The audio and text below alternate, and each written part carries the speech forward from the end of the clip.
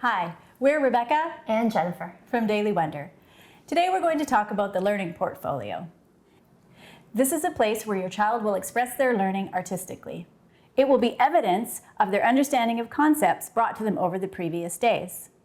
We suggest using a blank page large portfolio for grades 1 to 3, such as this, and a smaller book for grades 4 to 7, like this.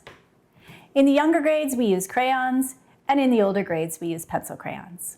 The learning portfolio is a final good copy of their work. So we're asking children to bring their best efforts forward in areas of drawing, handwriting, recognizing beauty and aesthetics, and finding proper balance on the page. Some children like to doodle. If this is a case for your child, you can provide them with a separate book for doodling right beside their learning portfolio. And when they feel that little impulse to draw a doodle, they can put it into their little journal beside. Working in the learning portfolio is an opportunity to build independent work habits.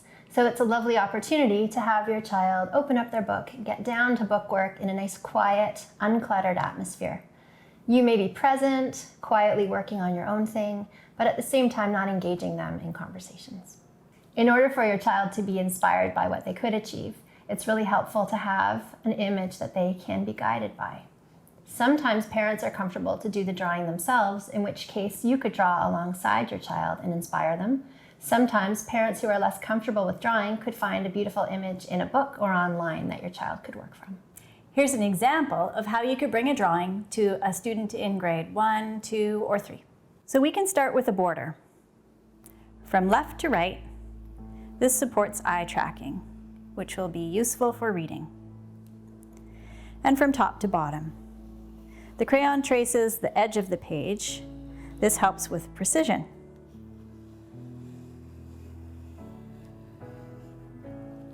While your child is working in their book, you can observe their posture, their pencil grip, their tracking.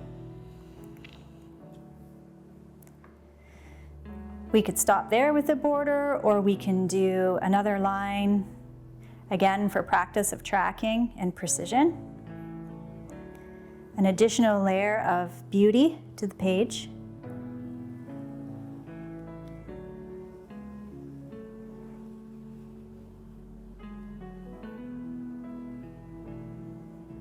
You may notice your child breathes with the pass of their crayon, in as they go across, out as they go down. Now we'll take a look outside and notice that the ground is on the bottom, and we notice that there is not an outline across the landscape. It's a shaded area made up of many colors and textures. So we'll show our child how to build up the bottom area of the page as they express the ground or the landscape. Here we'll make a grassy meadow.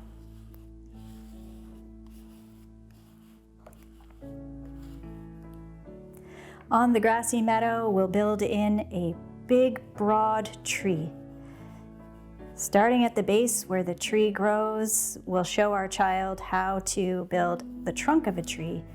Again, when we look outside, the tree doesn't have an outline. It's made up of a shaded area. We can show the child how to build up a shaded trunk of a tree with its branches reaching ever and ever out.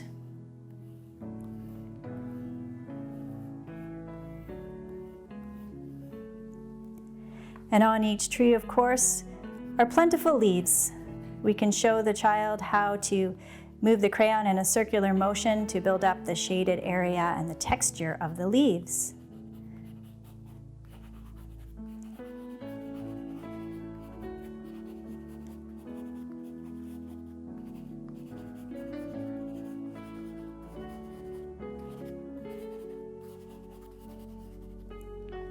On this day, there was a child standing beneath this tree.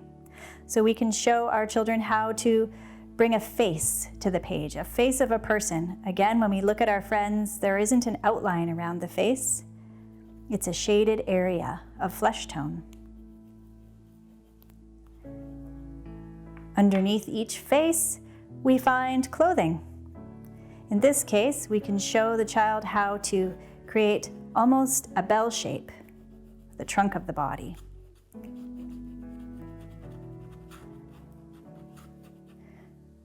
From the bottom of the trunk of the body come orange leggings today.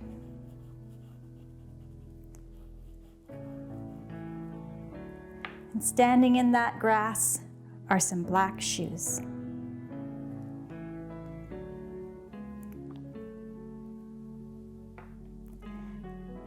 Underneath this purple shirt or dress is a warm sweater with blue sleeves. You'll notice the clothing is not outlined, but rather shaded color. At the ends of those sleeves is the flesh tone for the hands. And I can use this same color or another color to bring some hair.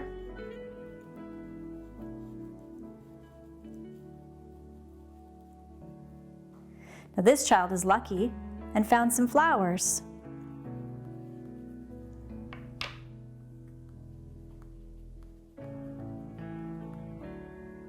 And what a beautiful day. Now, you might look outside and see a blue sky, but what is the feeling there? The feeling is warmth and coziness in that sky, so we can bring that sky, the feeling of that sky with our golden yellow. Makes us feel like it was a bright and beautiful day. If you don't have block crayons like I do today, you can use your regular stick crayon, take the paper covering off and break it in half and use the side of your crayon and create a beautiful drawing. A happy day. We hope that helps. Thank you for joining us today.